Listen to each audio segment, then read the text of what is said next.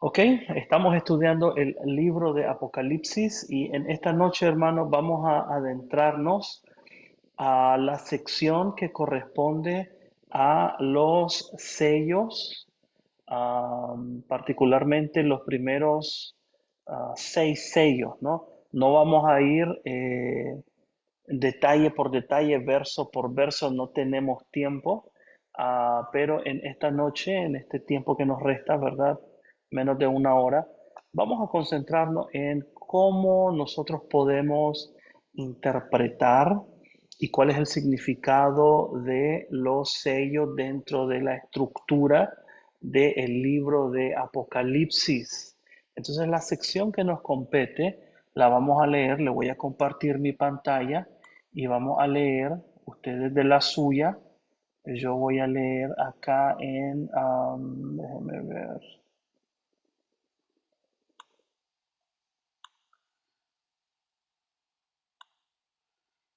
voy a leer, a ver qué pasó acá.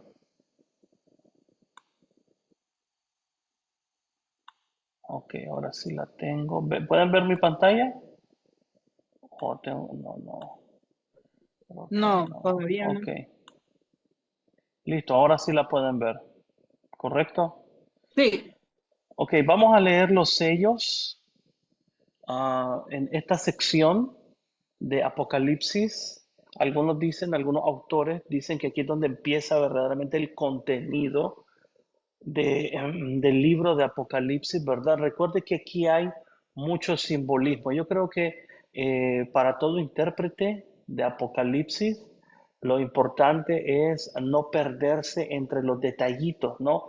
Tratar de espiritualizar o alegorizar o interpretar cada símbolo que aparece acá, ¿no? Tenemos que mantener una visión, por así decirlo, interpretativa macro. En este sentido es hacer una especie de alejamiento, un zoom out y recordar cuál es el mensaje principal del libro de Apocalipsis y cómo cada parte colabora en ello. Entonces hemos visto que el libro de Apocalipsis es una profecía en forma de carta dirigida a 7 iglesias en la localidad de Asia Menor, lo que hoy es Turquía, que están pasando una doble persecución interna. Por una parte hay problemas en la iglesia de Éfeso, Sardis, Tiatira, Esmirna, Pérgamo, la Odisea, por problemas con el judaísmo y problemas con falsos maestros que están incitando a algunas iglesias a adoptar el culto imperial para evitar complicaciones en la vida. Y el otro factor es la persecución externa que sufren estos creyentes de parte del aparato religioso que impulsa de parte del Imperio Romano la adoración o el culto imperial. Entonces, estas dos fuentes, estas dos frentes se unen en Apocalipsis y el autor quiere animar a los hermanos en la fe, ¿no? A perseverar fielmente en medio de semejante situación. Solamente que él, yo no sé por qué, ¿verdad? No escribió una carta como Pablo, no escribió un libro como Hecho, ¿verdad? Sino que él tiene la predilección por la literatura apocalíptica que viene, imagínese usted, envuelta en estos símbolos que son altamente tentativos para muchos, ¿verdad? Y a la hora de tratar de interpretar cada uno de ellos nos podemos desviar. Bien, yo leo la nueva traducción viviente, hermano, leo Apocalipsis 6. Mientras miraba, el Cordero rompió, obviamente en el capítulo 5 se nos ha dicho de que Juan el vidente se encuentra triste porque no hay nadie que pueda abrir el libro que contiene el mensaje de parte de Dios, hasta que el único que se encuentra digno no es el cordero que fue inmolado, y que en otras partes del Nuevo Testamento, ¿no? Por ejemplo, en la literatura juanina, el Evangelio de Juan, las cartas de Juan, nosotros encontramos esa comparación del Cordero con nuestro Señor Jesucristo, ¿no? Como cuando Juan el Bautista dice, he aquí el Cordero de Dios que quita el pecado del mundo. Entonces dice que el único en toda la creación digno de revelar, de abrir ese contenido, es Jesús. Y verso 1, mientras miraba, el Cordero rompió el primero de los 7 sellos que había en el rollo. No, qué interesante que los sellos, las trompetas que vienen después del séptimo sello, y las copas que empiezan en el capítulo 16 vienen en una secuencia de 2 grupos, ¿no? Primero 4 y después 3. Y de ellos el número 7. El número 7 obviamente es un número muy, muy místico, y dentro de la literatura apocalíptica heredada del judaísmo también el número 7 puede representar o la totalidad de un proyecto, la totalidad de la perfección, o también puede indicar el reposo de un proyecto terminado. Entonces, adivine usted cuál es el número, porque ahí en Apocalipsis hay muchos números, ¿no? ¿Cuál es el número que más se repite en el libro de Apocalipsis, cree usted? A ver, abre el micrófono. El 7. El 7, muy bien. El 7. 7 iglesias, 7 ángeles, 7 espíritus, 7 seres vivientes, 7 sellos. No, los seres vivientes son 4. 7 sellos, 7 copas, 7 trompetas, etcétera, etcétera, ¿verdad? El número 7 está por todos lados, o variantes del número 7, como por ejemplo los 144,000, ¿verdad? Entonces, dice que el primer sello dice, entonces oí que uno de los 4 seres vivientes decía con voz de trueno, ven, levanté la vista y vi que había un caballo blanco y su jinete llevaba un arco y se le colocó una corona sobre la cabeza. Salió cabalgando para ganar muchas batallas y obtener la victoria. Ese es el primer sello. El segundo sello es cuando el Cordero rompió el segundo sello, oí que el segundo ser viviente decía, ven. Entonces apareció otro caballo de color rojo, al jinete se le dio una gran espada y la autoridad para quitar la paz de la tierra, y hubo guerra y masacre por todas partes. Verso 5: cuando el Cordero rompió el tercer sello, oí que el tercer ser viviente decía, ven. Levanté la vista y vi un caballo negro y el jinete llevaba una balanza en la mano, y oí que una voz que salió de entre los 4 seres vivientes decía, un pan de trigo o 3 panes de cebada costarán el salario de un día, y no desperdicie el aceite de oliva y el vino. Verso 7: cuando el Cordero rompió el cuarto sello, oí que el cuarto ser viviente decía, ven. Levanté la vista y vi un caballo de color verde pálido, el jinete se llamaba Muerte y su compañero era la tumba. A estos dos se les dio autoridad sobre una cuarta parte de la tierra para matar con espada, con hambre y con enfermedad y con animales salvajes. Verso 9: cuando el Cordero rompió el quinto sello, vi debajo del altar las almas de todos los que habían muerto como mártires por causa de la palabra de Dios y por haber sido fieles en su testimonio. Ellos clamaban al Señor y decían, oh Señor soberano, santo y verdadero, ¿cuánto tiempo hasta que juzgues a la gente de este mundo y tomes venganza de nuestra sangre por lo que nos han hecho? Verso 11: entonces a cada uno de ellos se les dio una túnica blanca y se les dijo que descansaran un poco más hasta que se completara el número de sus hermanos, los consiervos de Jesús, que se unirían a ellos después de morir como mártires. Entonces nosotros tenemos esta interesante compilación de imágenes, ¿no? Que han suscitado una interesante y larguísima historia de interpretación a lo largo de los siglos que no nos basta para cubrir en tan poco tiempo. Pero, ¿verdad? Ahí tenemos los 4 primeros sellos, se corresponden a los famosos 4 jinetes del Apocalipsis, ¿no? Que son el caballo blanco. ah, Son jinetes de diferentes colores y obviamente aquí usted tiene una combinación de simbolismo, ¿no? Porque por una parte tiene eh, el simbolismo cromático, ¿no? Cada uno de los caballos tiene un color, ¿no es cierto? Tiene el simbolismo cromático, pero también tiene un simbolismo humano, en este caso antropomórfico, ¿no? Porque cada caballo lleva un jinete. Cada jinete tiene un instrumento, una balanza o una espada o un arco, ah, y cada jinete tiene una misión específica, ¿no? Entonces, ¿cómo interpretamos estos sellos? ¿Interpretamos jinete por jinete, sello por sello, o hay alguna manera de que todos ellos sean interpretados de manera general, de manera como una unidad? Entonces, no sé en qué estaba pensando Juan el vidente cuando nos mandó el mensaje de esta manera, ¿verdad? Pero ahí lo tenemos. Entonces, yo tengo en esta noche, la sesión va a girar en torno a tres preguntas de manera general. La primera de ellas, para ustedes, hermanos estudiantes, es, ¿qué son los sellos y las trompetas? ¿Qué son? ¿Qué representan? ¿Qué significan los sellos y las trompetas? Ahorita acabamos de leer los sellos. Para ustedes, ¿qué son?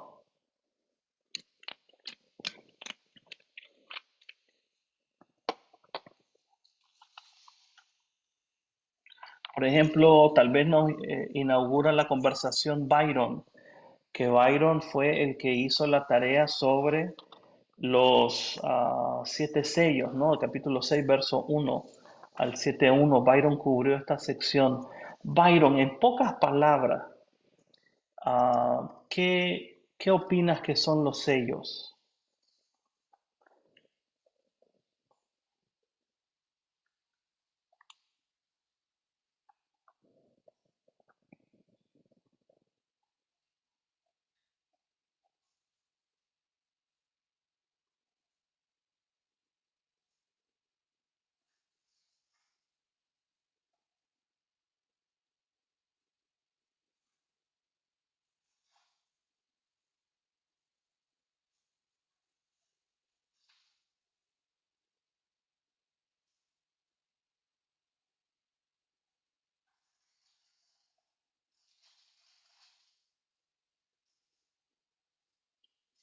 Byron, me escuché, no sé si me escuchaste. Byron, hola.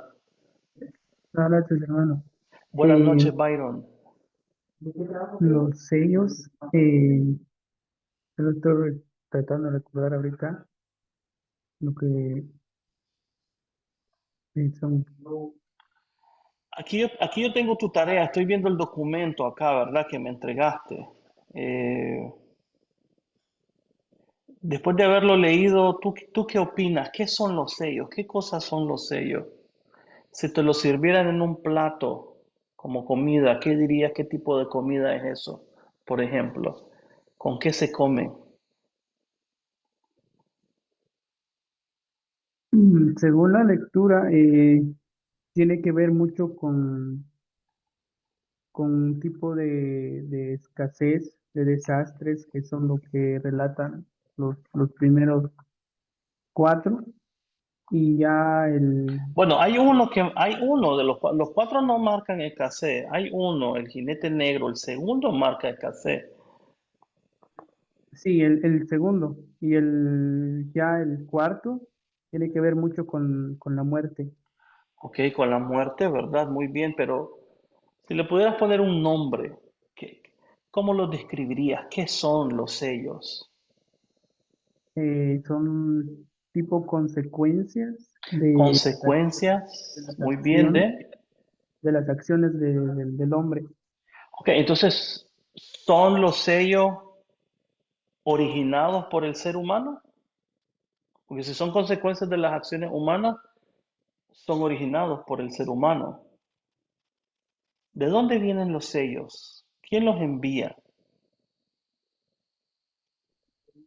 Eh, Los sellos son enviados por Dios. Ok, por Dios. Entonces, si son enviados por Dios, no pueden ser consecuencia de las acciones humanas, ¿correcto?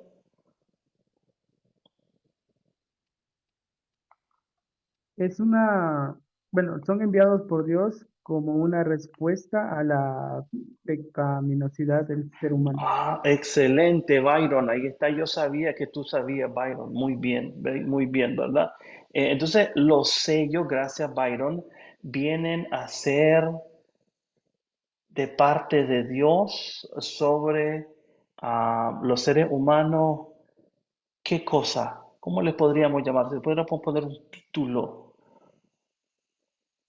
A ver, hermana Reina. Advertencia, hermano. Advertencias, advertencias o otro título es que advertencia para los Como que un aviso. sobreviven, advertencia para los que sobreviven, pero ahí hay algunos que no sobreviven.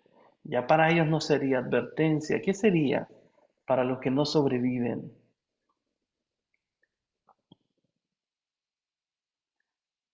Podría ser un juicio, hermano, no. Ahí No. está, hermana Oneida, esa es la palabra que estaba buscando. Excelente, hermana, muchas gracias.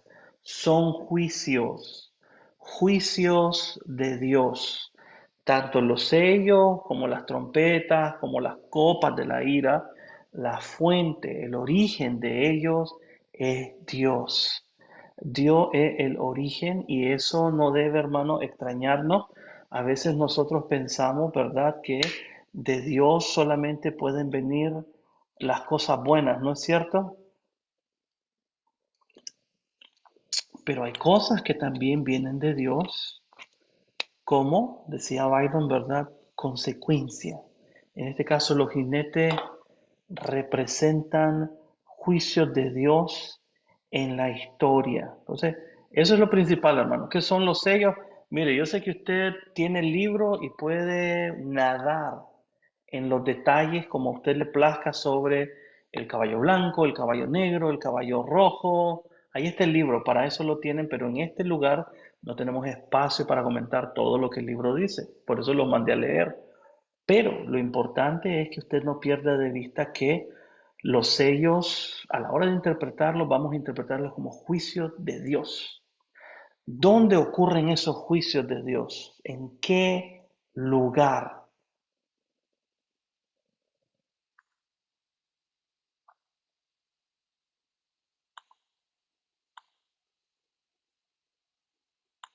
Si son juicios, ¿a quién se juzga, pues? A los seres humanos, al mundo, hermano. Al mundo, a los seres humanos. Ok. Les voy a volver a poner acá el texto, ¿verdad? De Apocalipsis 6. Y les voy a compartir mi pantalla. Y yo quiero que usted mire el texto y mire lo que dice.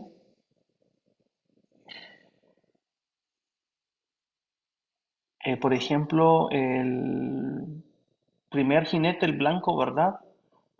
Salió cabalgando para ganar muchas batallas y obtener la victoria. No nos habla de manera específica. Pero mire el segundo, ¿no? El caballo de color rojo, símbolo de la sangre, quizás cromático. Se le dio una gran espada y la autoridad para quitar la paz de la tierra, y hubo guerra y masacres. El tercer sello, verso 6, oí una voz que salió entre los cuatro seres vivientes que decía: un pan de trigo o tres panes de cebada costarán el salario de un día. Eso es, ¿qué le podríamos llamar? Escasez, inflación, inseguridad alimentaria. eh, Versículo 7 dice: al verso 8, se le dio autoridad sobre una cuarta parte de la tierra para matar con espada, con hambre y con enfermedad y con animales salvajes. Entonces, los sellos, nosotros podemos notar que son juicios de Dios sobre la historia humana, ocurren en la historia humana, ¿ok? Ahí está lo interesante, ¿verdad? Creo que la hermana Reina mencionaba la palabra simbólico, ¿verdad? Y eso me lleva a la segunda pregunta. ¿Ok? De las tres preguntas que traigo esta noche, la primera fue ¿qué son los sellos? Ya algunos opinaron, ¿verdad? Que son los juicios de Dios en la historia, son juicios parciales, no es el juicio final, son juicios que demuestran la soberanía de Dios y la acción de Dios, para algunos como advertencia y para otros es señal de que Dios vindica a su pueblo. Entonces, eso me lleva a la segunda pregunta, número dos. ¿Cómo nosotros hoy interpretamos estos sellos, estos símbolos, estos mensajes? ¿Cómo podemos interpretarlos, hermanos? ¿Son solamente imágenes? Mire que el autor, ¿no? Y en el libro de Apocalipsis eso es bien interesante, ¿no? Las ideas, los símbolos cobran muchísima relevancia, muchísimo significado, a veces más que una persona. Los símbolos son profundos en cuanto a significado. Entonces ahí es donde mucha gente se pierde en tratar de identificar. Entonces, si son juicios de Dios en la historia, quiere decir que los podemos palpar, los podemos ver, los podemos sentir sus efectos, no sobre todas las personas, a veces sobre la cuarta parte de la tierra, sobre una parte de la población, sobre algunos. Am, ¿Cómo los interpretamos? ¿Qué dicen ustedes? ¿Qué opciones tenemos? ¿Qué alternativas tenemos? Bueno, ya hemos mencionado una, ¿no? ¿Los interpretamos simbólicamente? O sea, ¿solo son símbolos? ¿Qué opinan, hermano, al respecto? Me gustaría escuchar a otros hermanos que todavía no han abierto su micrófono, ¿verdad? Ya escuchamos a Reina, escuchamos a Oneida, escuchamos a Byron, pero me gustaría escuchar a Raúl, a Jorge, a Ulises, por ejemplo, ¿verdad? ¿Qué opinan, hermanos? ¿Cómo interpretamos estos sellos?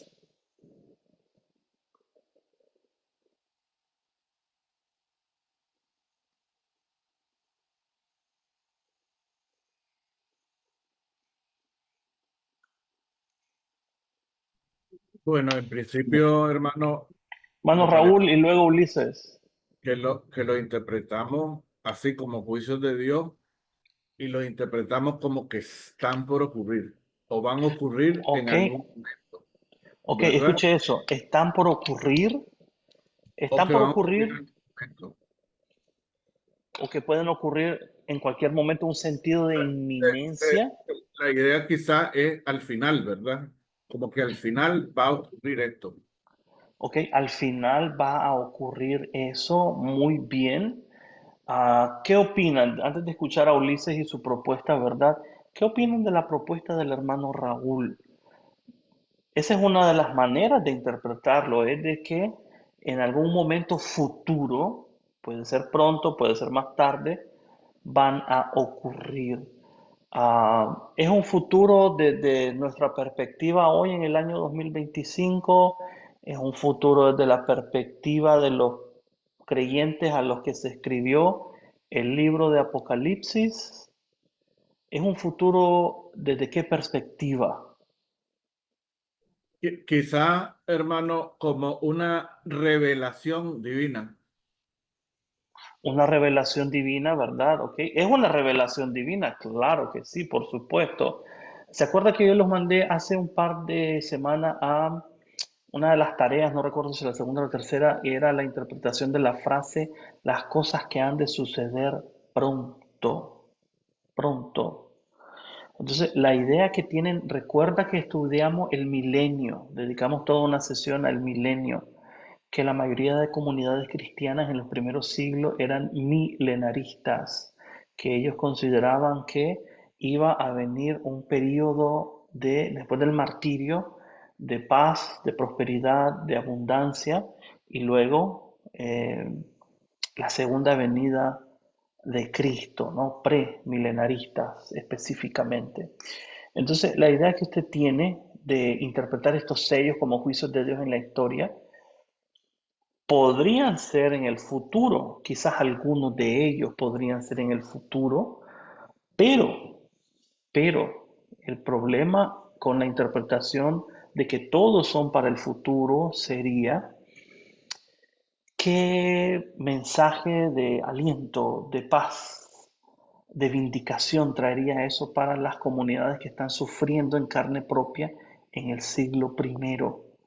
¿Qué sentido tendría un mensaje que es para el futuro, pero no para ellos? Me estoy explicando, es como que alguien nos escribiera un mensaje no para mi persona en el 2025, pero para el 2100, por ejemplo. ¿Qué relevancia tiene eso para mí hoy? ¿De qué me sirve? Me estoy explicando, solo son preguntas que estamos haciendo. ¿Ok? Entonces, pero esa es una de las interpretaciones. Interpretarlos como juicios de Dios en el futuro. Gracias, hermano Raúl. Ulises, Buenas noches, hermano. Bendiciones a todos. Hermano, lo que yo pienso al respecto de los sellos, pienso que son una manera de Dios que utiliza al apóstol Juan para decirnos que hay que obedecer en el aspecto de que demuestra de cómo la humanidad va a ser castigada por sus malas acciones y un llamamiento a la humanidad a ser obediente para no ser partícipes de esta desobediencia, las consecuencias de esta desobediencia. muy bien, ¿verdad? Que podría ser como advertencia de lo que va a pasar. Otra vez, escuche bien, si son para el futuro, no tiene mucho sentido para nosotros porque note el lenguaje. Quiero que usted note el lenguaje. Por ejemplo, ¿verdad? Le voy a poner, nosotros tenemos que leer bien. Mira mi pantalla, ¿sí? ¿La mira mi pantalla? Dice, por ejemplo, oí una voz que salió de entre los cuatro seres vivientes que decía, un pan de trigo o 3 panes de cebada costarán el salario de un día y no desperdicies el aceite de oliva y el vino. ¿No? Si eso fuera para un futuro o una advertencia para otros en un tiempo indeterminado, note el lenguaje bien específico para la audiencia a la que se escribe el libro de Apocalipsis, ¿no es cierto? Porque habla de trigo, habla de su comida, de algo que es común, conocido, el salario de un día, literalmente un denario. Nosotros no usamos denario el día de hoy, ¿verdad que no? No usamos aceite de oliva y vino, mucho menos vino, ¿verdad? Válgame el Señor.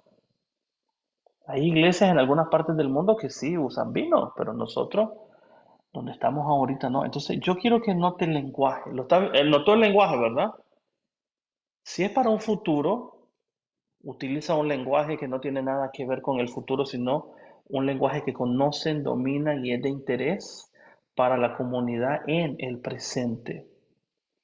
Entonces, la opción futurista no satisface el mensaje del texto. El juicio de Dios viene y viene ya cuando compramos con denario, cuando comemos pan con cebada, pan de trigo, aceite de oliva y cuando utilizamos el vino.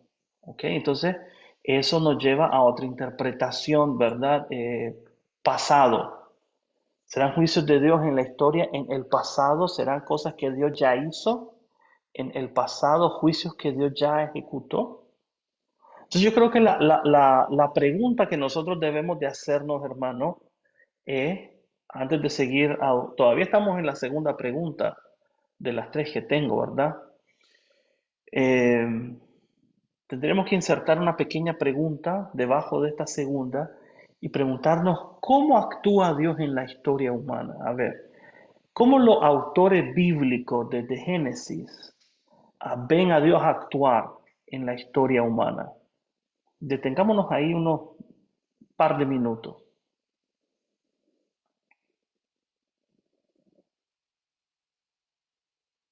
Mencióneme algunos juicios de Dios en la historia humana que estén registrados en las Escrituras. Hermano, El juicio perdón. de Salomón. Ok, hermano, le voy a sugerir, sí, Perdón, así como perdón. Byron, mire, Sí, perdón. levante la manito, pero va hermana Oneida, luego hermana Reina y luego Byron.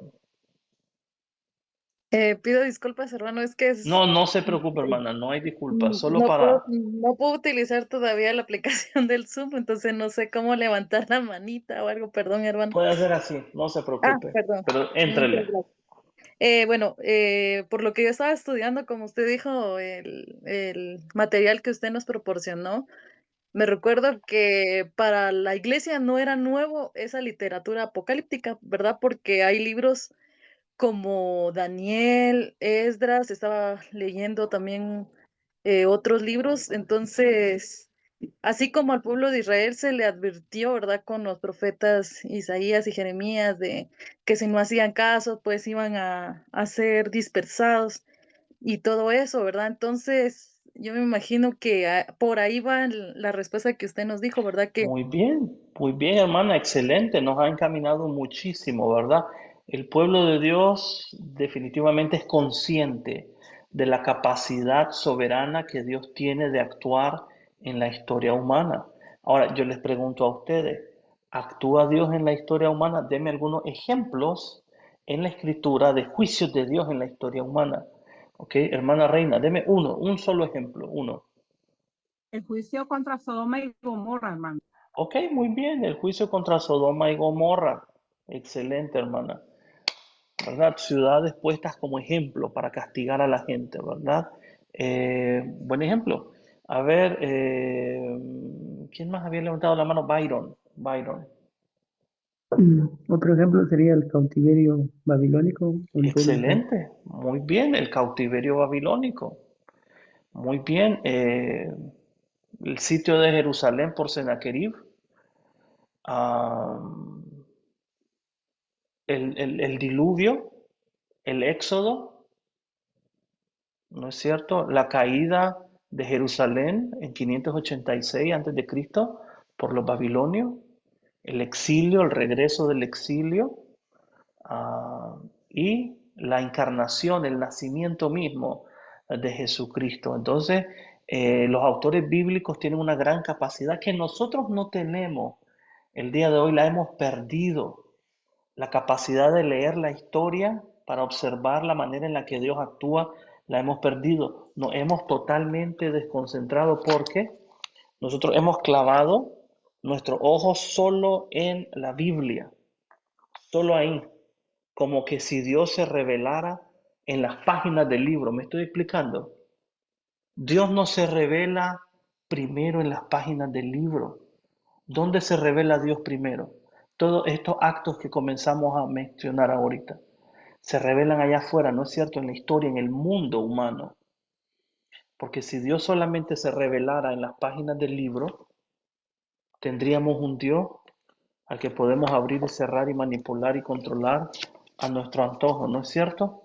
No tendríamos nada de diferente al Islam o al judaísmo, que también son religiones del libro. Entonces, la capacidad del mensaje de Juan para impactar a las comunidades cristianas radica en la capacidad profética de poder ver con esos ojos proféticos, apocalípticos, la historia como la arena, el lugar donde Dios se revela, la arena humana, la historia humana. Dios entra en la historia, Dios dirige la historia hacia sus propósitos y eso es algo que Él y la literatura apocalíptica, no por nada se llama a Juan el vidente, la capacidad de poder discernir.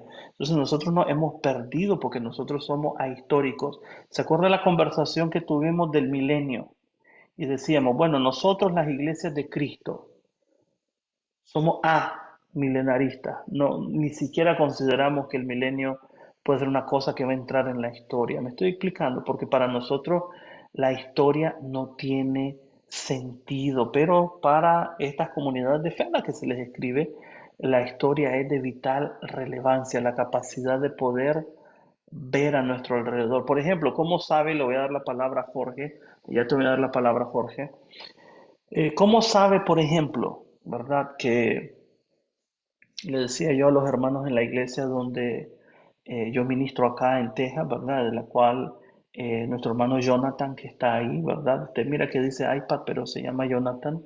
Nuestro hermano es un miembro. Les pregunto yo a los hermanos, ¿cómo sabe usted que, por ejemplo, los tornados, las inundaciones, el calor o el frío extremo o los incendios, cómo sabe si a lo mejor no son campanadas de advertencia de parte de Dios? ¿Cómo sabe si, por ejemplo, ¿verdad? ¿Cómo supo Joel que una simple plaga de langostas, que era un fenómeno que ocurría muy seguido eh, en Palestina, él la interpreta como juicio de Dios, las langostas que devoran todo, ¿no? ¿Cómo sabe Noé que ese diluvio es el juicio de Dios para exterminar a todas? Me estoy explicando. Entonces, ¿cómo saben? No porque se revelan primero en el libro, sino en la historia y luego son plasmadas en el libro para dar testimonio de los juicios de Dios. Entonces, simbólicos no pueden ser, futuros, quizás desde la perspectiva de aquellos en el primer siglo, algunos de ellos iban a ser futuros. ¿Ok? Jorge, tienes la palabra, hermano. Buenas noches, hermanos. Bendiciones a todos.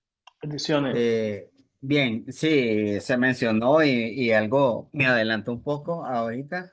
Bueno, se mencionó sobre los juicios de Dios, ¿verdad? Que se representaron en la antigüedad, como varios ya mencionados, y en la actualidad, hermano, también se reflejan muchos incidentes en muchos países que son catástrofes tan tremendas, pero usted lo acaba de mencionar, pero no será algún mensaje que está dando el Señor de advertencia y en realidad es notorio verlo. Por ejemplo, en México se dan tantas cosas ahora que idolatran a los muertos y aquellos supuestamente los resucitan y hay varios acontecimientos y sucesos en muchos lugares a nivel mundial.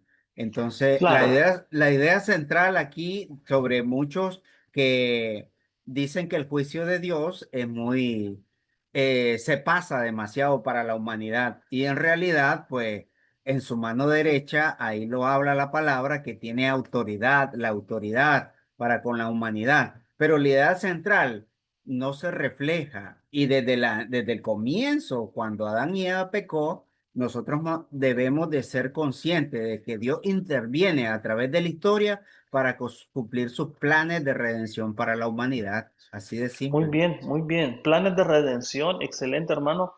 Pero los sellos, aunque son parte del plan de redención, también son juicios, juicios de Dios que ocurren aquí, ahora, en este mundo. Entonces, algunos dicen, ¿verdad? Es presente, es pasado, es futuro, es una historia lineal. Les voy a mencionar, hubo un autor cristiano que se devanó los sesos por nosotros hace mucho tiempo, pensando en estas cosas, cómo interpretar los sellos, cómo interpretar las trompetas, ¿no? Aquí no estamos hablando nada nuevo. Él se llama Victorino de Petau, ¿verdad? Victorino de Petomio, quizás lo puede encontrar usted. Él vivió entre finales del siglo tercero, comienzos del siglo cuarto después de Cristo, y él es un padre que escribe en latín, o sea, es de Occidente, Roma y alrededores, y él escribe un comentario al libro de Apocalipsis y él nos va a proponer la teoría de la recapitulación. Recapitulación. Los sellos, las trompetas, las copas de la ira, en vez de una historia lineal, progresiva, en línea recta, él dice, imagínese usted la recapitulación, círculos que se cierran y regresan, van hacia adelante, pero lo que él dice es el libro de Apocalipsis, su estructura, tiene patrones repetitivos donde los sellos y las trompetas no son dos cosas diferentes, ¿no? A veces pensamos, los sellos son una cosa, las trompetas son otra cosa y las copas son otra cosa. No, sellos, trompetas, copas, todos son juicios de Dios en la historia. Dios viene a juzgar ¿A quiénes juzga Dios? ¿Quiénes son los que están oprimiendo al pueblo de Dios en Apocalipsis? ¿Cómo se llama? Tiene nombre y apellido. Y uno es Satanás. Y él tiene dos agentes en el capítulo 13. La bestia que sube de la tierra, que es nada más y nada menos el culto imperial, el emperador, y la bestia que sube del mar, que es el aparato, los sacerdotes, los profetas, los religiosos que impulsan, promueven el culto imperial en las ciudades de Asia Menor donde están estas iglesias. Entonces los juicios vienen para ellos. Así como Sodoma y Gomorra, que afligían a Lot, los juicios vienen para los que oprimen, los que explotan al pueblo de Dios. ¿Me estoy explicando, hermano? Entonces, de esa manera nosotros podemos entender, le voy a poner un ejemplo, ¿verdad? Vamos a leer el quinto sello. Mire el quinto sello, se lo voy a poner acá en mi pantalla.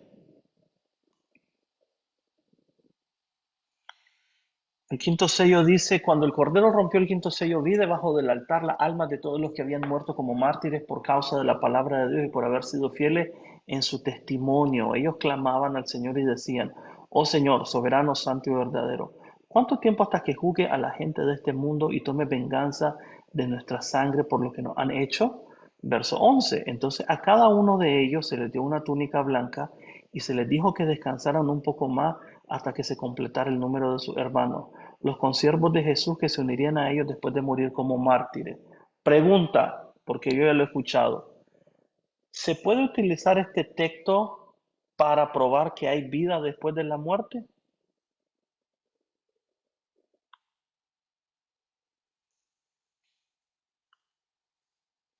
A ver. A ver, hermanos estudiantes. ¿Se puede utilizar ese pasaje para decir que hay vida después de la muerte?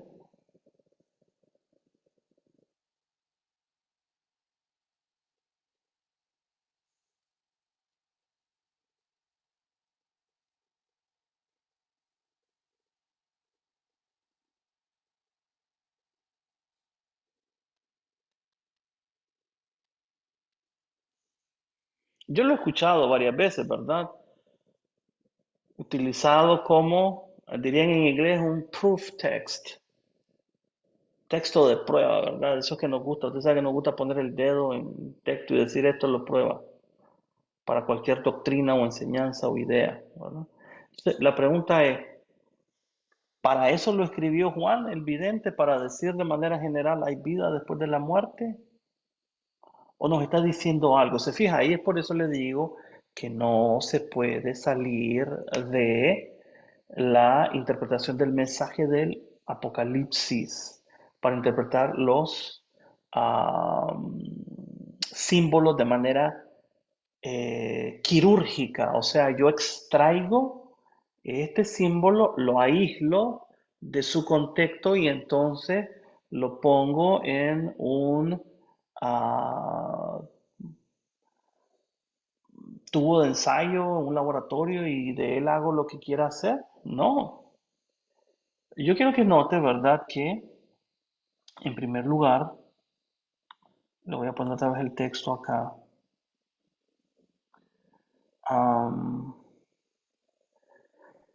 No es todas las almas de todos los seres humanos que se miran ahí, ¿no es cierto? Sino solo las almas de ¿quiénes? ¿De quiénes? Mártires por causa de la palabra de Dios y por haber sido fieles en su testimonio. ¿No es cierto? ¿Va todo cristiano a morir como mártir? ¿Qué dice usted, sí o no? No, no todo cristiano muere como mártir, ¿no es cierto? Hay cristianos que mueren por cáncer, hay cristianos que mueren en accidentes, hay cristianos que mueren de vejez, hay cristianos que mueren por enfermedades. Estos son los que murieron como ¿qué? ¿Como qué? Mártires. Mártires. O sea, sufrieron por causa de esa persecución de la que hemos hablado y por haber sido fieles al Señor. ¿Dónde están ubicados ellos? Debajo del altar. Debajo del altar. ¿Cuál altar? El altar de incienso, el altar de sacrificio. ¿Cuál altar piensa usted?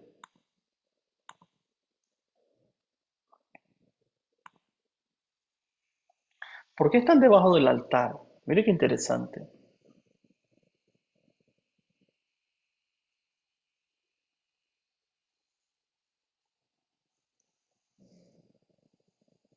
A ver, hermana Reina. Hermano, pienso que debajo del altar de Dios, por ser por haber muerto, haber sacrificado su vida, o sea, haberse entregado como sacrificio, están en un lugar especial, por decirlo así. Están en un lugar especial por haberse entregado como sacrificio, pero ellos se entregaron como sacrificio. Dijeron, aquí estoy, mátennos. No, no siempre, hermano. O sea, tal vez lo expliqué mal, o sea, los ultrajaron y pues los mataron injustamente. Y tenemos el caso de Esteban. Ok, ok. Es ahí, gracias hermana, es ahí donde nos sirve recordar que si usted, otra vez lo repito, si usted jamás ha leído el Antiguo Testamento desde Génesis hasta Malaquías, usted se encuentra en una considerable desventaja para interpretar el libro de Apocalipsis, ¿verdad? Por ejemplo, porque el altar, ¿de dónde viene el altar? Bueno, el altar era parte del tabernáculo y después del templo. En Éxodo 30, por ejemplo, ¿verdad? Dios manda a elaborar un altar. Pero ¿cuál era la función del altar? Nosotros pensamos que la función del altar era presentar los sacrificios. Incluso el autor del libro que yo les di, ¿verdad? Dice en la página 215 sobre este versículo 9, dice en la página 215, el que las almas de los mártires estuvieran debajo del altar es una forma de decir que desde el punto de vista de Dios, las muertes prematuras de estos creyentes en la tierra representan un sacrificio presentado en el altar del cielo, más o menos como nos dice la hermana Reina, ¿no? Y uno diría, ok, correcto, pero el altar tiene en sus extremos, ¿no? El altar es una especie de torre de piedra, ¿verdad? Y en los extremos, las cuatro esquinas, tiene cuernos, los cuernos del altar, ¿de acuerdo? Y en el Antiguo Testamento, esos cuernos del altar eran un lugar de refugio, donde alguien escapando por haber matado involuntariamente a alguien y presentar su caso, buscaba refugio y se agarraba, se hacía de los cuernos del altar, como diciendo, hágame justicia o no me muevo de aquí. Por ejemplo, hay un caso muy interesante que encontramos, por ejemplo, en el primer libro de Reyes, donde este famoso general, ¿verdad? Que fue general bajo Saúl y después David no confiaba en él, Joab, de los hijos de Sarbia, había derramado mucha sangre y David le dijo a Salomón, mira, antes de morir, David le dijo, te voy a dar un consejo, a ese hombre mátalo, no lo dejes vivo. Creo que eso está en segundo libro de Reyes. ¿Dónde cree usted que estaba Joab cuando lo llegaron a matar? Tomado de los cuernos del altar. Entonces, en el Antiguo Testamento, el altar es un lugar donde uno encuentra justicia y protección. ¿Me estoy explicando? Es por eso que ahora tiene sentido cuando usted lee lo que están pidiendo estos mártires.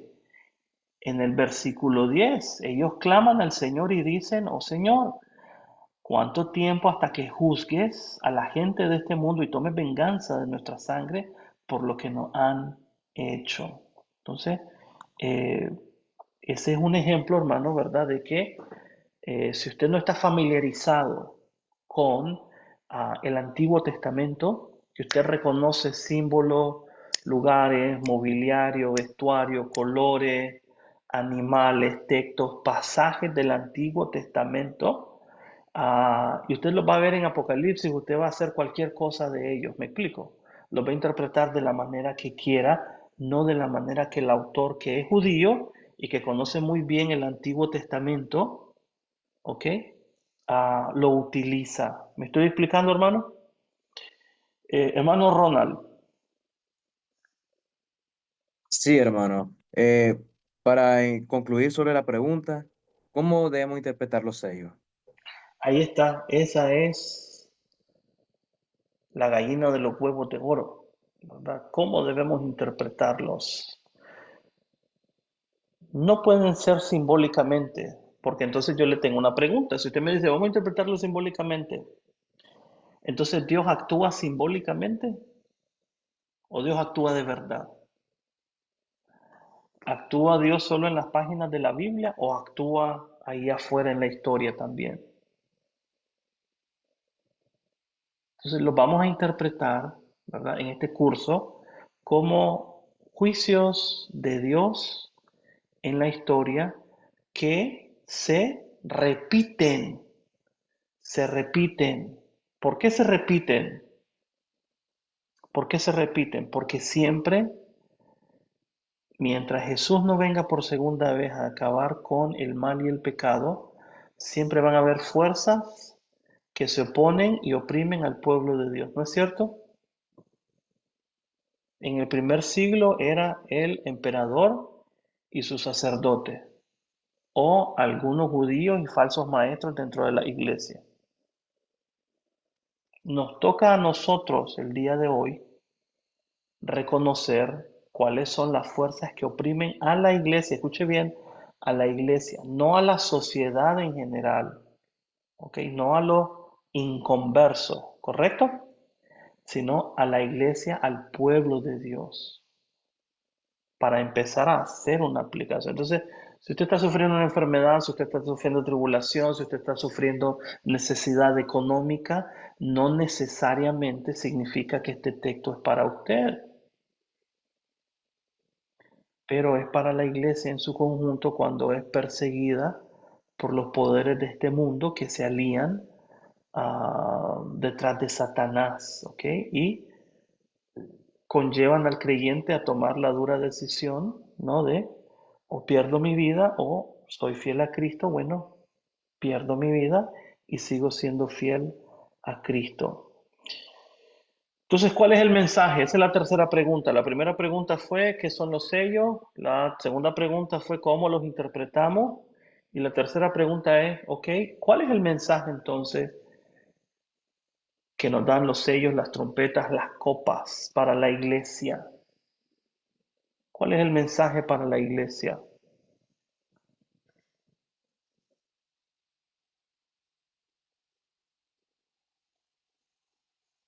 Imagínense que usted un día le toca enseñar, predicar sobre los sellos. ¿Qué mensaje le va a dar a la iglesia?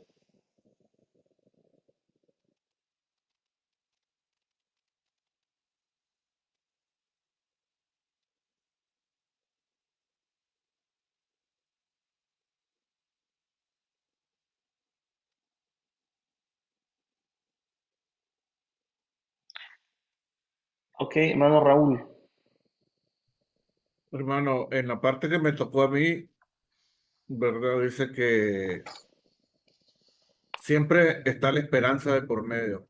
Dice que los que están en el libro de la vida del Cordero no son estáticos, pueden variar, ¿verdad? Eso dice la parte que me tocó a mí, ¿verdad? Que fue el 13, el de la bestia que sale del mar.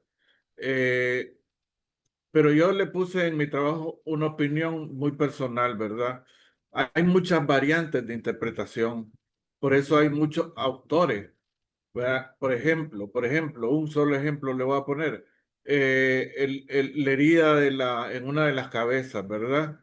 Se interpretó que era Calígula porque padeció una enfermedad y se curó, una enfermedad grave y se curó, y otros aseguran que era Nerón, pero son suposiciones, son versiones que leemos de gente que me imagino tiene un historial fuerte de lectura en hebreo, antiguo, en no sé qué, en todos los idiomas en los que han leído los textos originales, ¿verdad?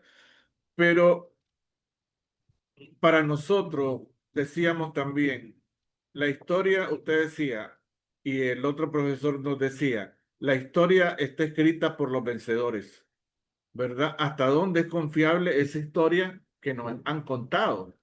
Porque el que perdió la guerra no escribe nada, ¿verdad? Él fue el que ganó la guerra, el que escribió. Y entonces hay una serie de cosas. A mí me ha parecido fascinante el estudio, pero también me deja con un montón de dudas, ¿verdad? ¿Qué debo interpretar? Lo que debo hacer es seguir leyendo esas 600 páginas que nos Ahí pasó. está, excelente, hermano. Esa es la actitud, así me gusta, hermano, ¿verdad? Porque aquí, mire, ese nos acabó el tiempo. Y ese es mi deseo, es que en usted surja un espíritu investigador y usted continúe. No busque cualquier cosa, ¿verdad? Tampoco busque cualquier cosa. Ah, hay muchas interpretaciones, pero no todas son correctas. Sin embargo, hermano, el mensaje, el mensaje es, el mensaje no es, eh, todos tenemos problemas y Dios te va a ayudar, que eso es usualmente en lo que reducimos nuestros mensajes, ¿verdad? No, aquí el mensaje es, Dios ve el sufrimiento de su pueblo y Dios juzga, Dios castiga y debemos de dejar el castigo ¿a quién? A Dios. Note que como creyentes no se nos llama a ojo por ojo y diente por diente, ¿no es cierto? Se nos llama a incluso cómo vencieron ellos a la bestia, los creyentes. Ellos le vencieron por medio de su muerte y de su testimonio. ¿O no nos ha enseñado Jesús que la muerte, verdad, es el medio por medio del cual podemos vencer la maldad en este mundo porque Dios nos va a resucitar en justicia? Entonces, si hay algo que nos deja Apocalipsis, hermanos, es que Apocalipsis nos desarma. A veces nosotros queremos hacer la voluntad de Dios como los templarios, como los cruzados, ¿verdad? Y cortarle la cabeza a los que se oponen o se levantan contra Dios, o los que no nos siguen, los que no piensan como nosotros, o los que nos hacen daño. Queremos tomar las armas, queremos volarles una bomba. No, no. Dios tiene, ya leyó Apocalipsis, Dios tiene cantidad, cantidad de recursos a su mano, hermano. A veces puede ser un caballo blanco, a veces puede ser una plaga de langostas, a veces puede ser presión económica, a veces puede ser la caída de Babilonia, la gran ramera, a veces terremotos, sequías, tornados, calor, frío extremo, hambre, ¿verdad? Dios se encarga. Esa es la parte más difícil, hermano. Que se lo dejemos a Dios y no seamos nuestras manos las que tomen la venganza.